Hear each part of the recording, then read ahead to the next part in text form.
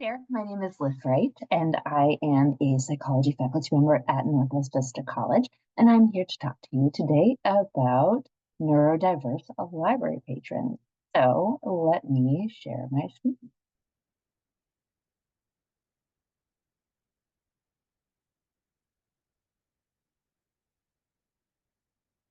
I am very thankful that I have been given this opportunity to talk to you all today. For a little bit of background, I myself was diagnosed with autism in 2012. I have two sons with autism and ADHD combined, and I have a lot of experience working as a clinician and therapist and instructor who works with neurodiverse students. So, what are we going to talk about today?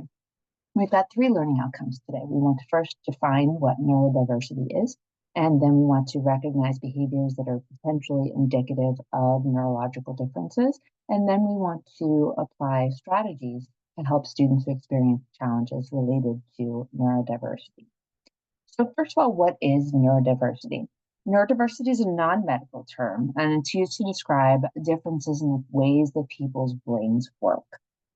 This term was coined to fight the stigma against ADHD and autism in the 1990s, and the movement was spearheaded by Judy Singer, who is an autistic sociologist from Australia. The focus of the movement is really to recognize the benefits of diversity. So, looking at strengths based ideas, not so much focusing on the deficit model of what goes on with folks who are neurodivergent, but instead focusing on the strengths that they have. And it encourages changing our environments so that our environments can be accessible to all people, as opposed to creating challenges for neurodiverse students and library patrons. So about 15 to 20% of the world's population can be diagnosed as neurodiverse. So a lot of those folks may experience stigma, discrimination, a lack of support, and they can also experience challenges with their own personal well-being and with their social interaction, their social experiences, loneliness, feeling that they don't fit in. So we can see, as I said, difficulties with social and intimate relationships, with their ability to communicate with others. Sometimes they appear odd or socially awkward. And many times they're not just diagnosed with one neurodifference, but multiple neurodifference. So according to the Alamo Colleges and talking to our access offices and our wellness centers, the neurodiverse students that we see or that we serve mostly are diagnosed with ADHD, autism, and learning disabilities such as dyslexia, dyscalculia, and dysgraphia. So when we're thinking about the language that we use to describe folks who experience neurodiverse conditions, kind of the most general way that we can describe them is meeting the criteria for a diagnosis of. So, for example, I meet the criteria for a diagnosis of autism instead of saying that the person has autism or the person is autistic. So the identity first language is, I am dyslexic, or saying the person is a disorder. Whereas the person first language, it would be things like, I have dyslexia. So it really relates to how does this person relate their neurodifference to their identity and their self-concept. So if I say that I am autistic, then that indicates that it's part of my self-concept and how I think of myself. And then if I say I'm a person with dyslexia, then I'm putting the person first, and the neurodifference second. Each person is going to have a different preference. And so one of the strategies that we can use here is to listen when they are explaining to us what goes on with them. So many times our students, especially our younger students, are now coming to us and saying, like, I have ADHD and it's really hard for me to focus. So if the student uses the identity first language or the person first language, then we want to mirror that language back to them. We also have some acronyms that we use. So neuroatypical is NA, neurodiverse, ND, neurotypical. So folks who do not have a neuroatypical brain, would be considered NT, or what some people refer to as normies or autistic. These are terms that are used by neurodiverse folks to describe neurotypical folks. About 80% of college going folks who meet the diagnostic criteria are attending community colleges. So they're ours. And approximately 87% of high schoolers had accommodations, but only 19% of students are receiving these accommodations in college. So one of the first ways that when we're interacting with a student, with a student patron, is we can say, you've told me that you have ADHD. Have you talked to our access office? Have you talked to our wellness office, or whoever it is on your campus that specifically deals with accommodations? If not, then we want to help the student get involved with our access office so that they can have access to accommodations that can help them with their classes. Some students don't want accommodations. Some students don't want to request accommodations. And a lot of times I suggest to the students that they have the accommodations on file. And if they don't want to use them, then they don't have to ask for them. Whereas if they do want to ask for them, it's better to have them already on file so that the faculty members know that the student might be requesting XYZ accommodation. As librarians, we really want to focus on the strengths that are related to the abilities and help them focus on skills to be successful in their library searches, in their readings, in their understanding of what's a valid website, what's not such a valid website, things like that. Students with differences and disabilities may have trouble understanding boundaries and boundary setting, not just only with personal space. So sometimes you will find that a student might, come close to you than you feel comfortable with. But it may also be that they speak really loudly, that they interrupt. And so we want to remind them about the social conventions related to being in the library and about personal space, and do so in a way that is not demeaning, but saying like, I feel like we're standing really close right now, so I'm going to take a step back. So kind of reminding them about how it feels if we are, being kind of impinged upon with our boundaries. And any strategies that we implement should benefit all of our patrons, not only with our neurodivergent patients. So, or patrons, excuse me. So if we're talking to a student who maybe does not have a diagnosed disability, who is not good at boundaries, then reminding them about the boundaries that we're setting would be useful as well. So let's talk about some behaviors related to neurodiversity that we may see in our library patrons. So if we want to talk about attention deficit hyperactivity disorder, there's generally three types of ADHD. First is the inattentive type. These folks may have trouble sustaining attention, especially if it's an undesired task, not their favorite thing to do, then they're less likely to pay attention. But if they're really interested in something, they can hyper focus on it. They may not follow through. They may fail to finish something. They may seem to not be listening, even though they are listening. They might be fidgeting. They might get sidetracked easily. They might have trouble organizing their tasks, figuring out steps. The hyperactive or impulsive type may fidget or leave their seat. Running and climbing. We don't generally see that at the library, but talking really quickly or moving around a lot. We see that a lot in our library patrons. These folks may have a not inside voice often. They may talk a lot. They may interrupt or blurt out answers if you're giving a presentation to a class. And these are all things that indicate a level of hyperactivity. Now, many times we assume that hyperactivity is like, the students are moving around a lot, right? for adults, a lot of times what has happened is that they've learned to control the movement, but the hyperactivity is actually going on up here. So we've got a squirrel dance party with glitter going on inside of our brain, and it's really hard to focus because of all of the thoughts and the different things that we've got going on in our brains if we have the hyperactive type. Many people have the combined type. So they're inattentive and they are hyperactive and or impulsive.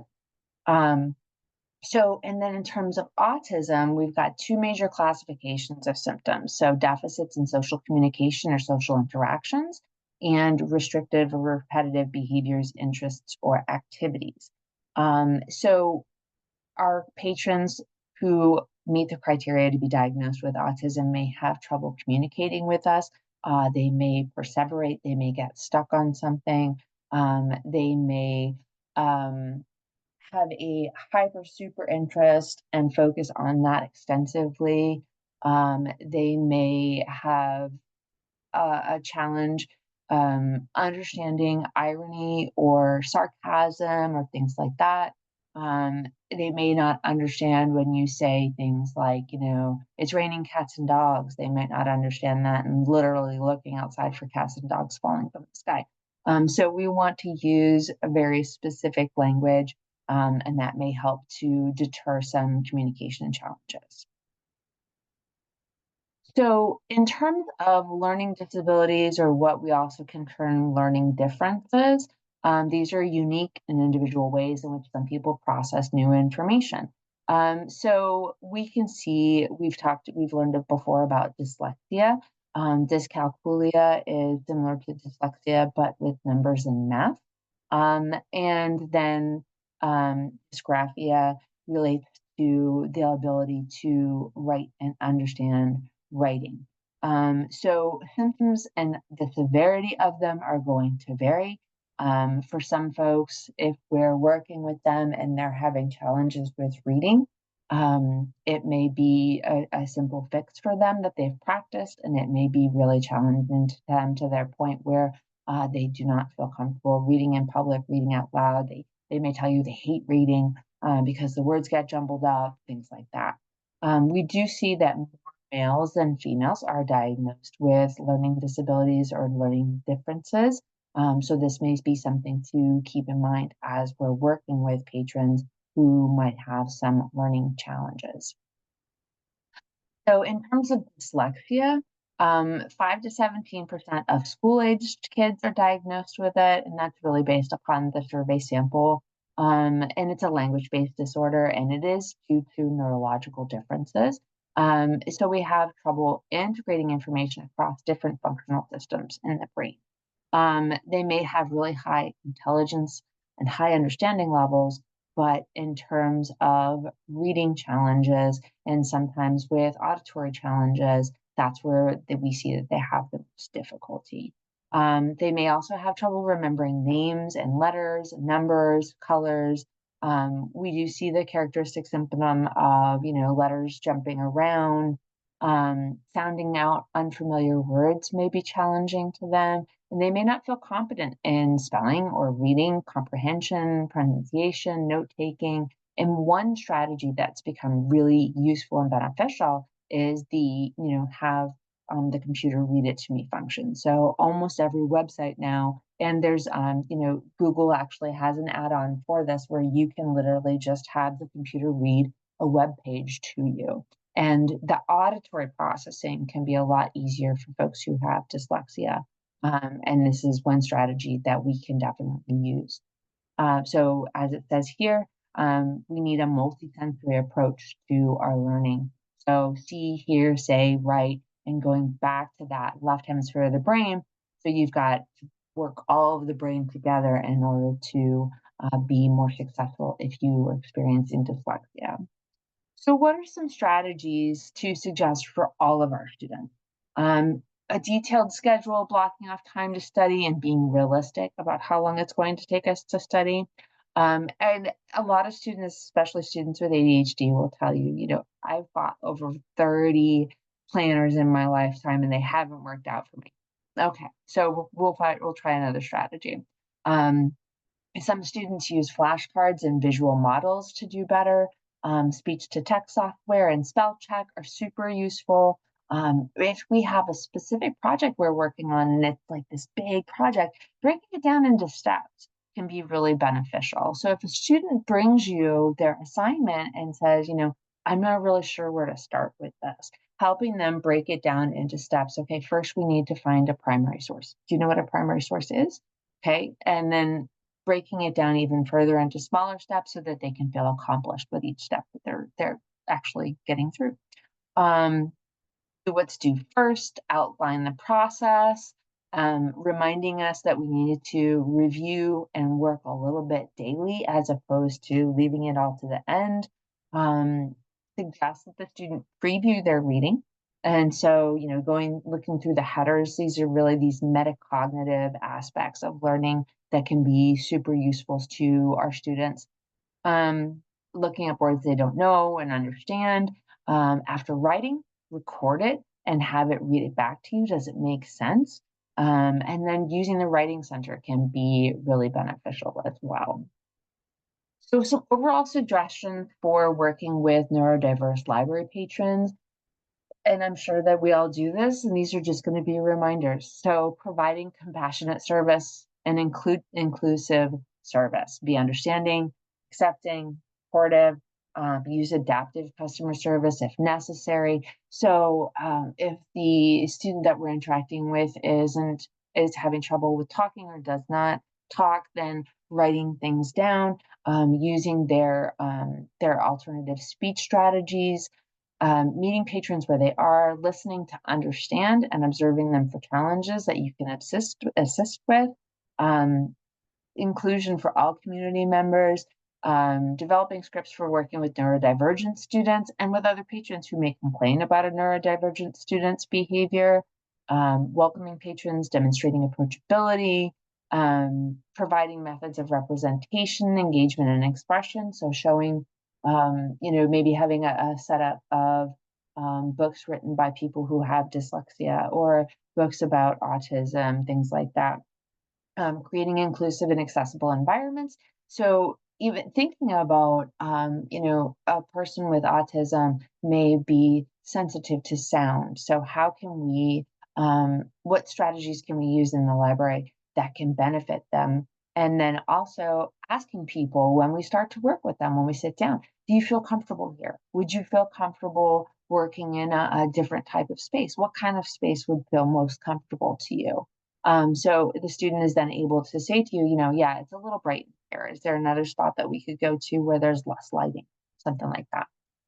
Recognize strengths and interests of each individual and think to yourself, okay, how do I engage this very excited student with the available resources? And then if you observe students behaving in a certain way, before you intervene, think about how can you accommodate the potential challenges that this library patron is experiencing or creating for other patrons. So as I said before, I have 2 kids with AU ADHD, which is combined autism and ADHD. And so as I was writing this presentation up, one of my sons came in and I said, hey, this is what I'm working on. Tell me about librarians that you've worked with who have been really helpful. What do they do to make them helpful, right? And so this is what he told me. They didn't treat us differently. They listened to understand. They let you finish talking instead of interrupting or correcting you when you say something that's wrong. They set boundaries. For example, saying like, hey guys, remember we're using our library voices. And they use the same voice as when they're talking, as opposed to being like, hey, we don't do that. We'll also remember we're talking about a middle schooler here. Or actually, he just started high school. Reinforcing positive library behaviors, having a calm demeanor, smiling, being friendly. If someone's having trouble in the library, contacting counseling and DPS and bringing the patron outside of the library so it doesn't make a scene inside the library because they already feel like everybody's staring at them. Remembering the patron's special interests and telling us about new options. So my son is super into Russian history. And one of his favorite librarians would always, whenever he came into the library, she'd always say, oh, Silas, I have a new book on Russia. I put it aside for you. And that made him feel really special, like she's actually thinking about me. Um, and then if we have students who are talking really fast or talking too loud, or they're upset and they're communicating because, in a different way because they're upset, lowering your voice to the level that you want can help the brain and nervous system of the person you're communicating with recognize that we need to do that as well. So some of the barriers that we may experience and some suggested practices. If the space is confusing or cluttered, we want to use clear signage, have clear expectations of behavior, and make those expectations visible. So using pictures and words can be useful. So having signage that demonstrates, this is how we want people to behave in the library, of having available quiet areas or sensory areas, headphones, white noise machines. If the lighting is too bright or too intense, sometimes lighting even makes sound. For those of us that don't realize it, lighting can make sound and it can be really distracting. So figuring out how we can accommodate students that come to us and say, like, it's too bright in here. Like, do you have sunglasses? Totally cool for you to wear sunglasses while you're in the library. If a place is visually overwhelming, how can we reduce that visual clutter? And then lack of representation, how can we help all students feel that they are recognized and represented in our library spaces? We want to identify the strengths that the patron is communicating with us. So asking specific questions like we talked about before, how would you like to communicate with me today? What are you interested in learning about today? Display communication options so that patrons can choose, using multiple methods of communication, so visual supports, assistive communication devices, symbol boards, choice cards. So even showing, pictures of what nonfiction might look like and fiction might look like so that students can look and go, okay, I need fiction because I'm taking a English class or something like that. And if necessary, use another method for clarification if one method isn't working. Really being flexible is going to be key here. So some things to think about after you've gone through this presentation. What are the strategies that you saw that were similar across the different challenges our students face? And then how can we implement strategies for all students so that students can receive the benefits of these strategies? So here are some references. I am going to ask that this PowerPoint be shared with y'all so that you can click on the references and you can take a look at the things that I've used in the video today. And I want to thank you. Thank you for your participation today, but also thank you for inviting me to speak. If you have more questions, if you want me to come and speak specifically with your library staff, please feel free to contact me. My email is mwright70@alamo.edu, and that is the best way to contact me. Again, thank you so much, and I appreciate all of your work with our students.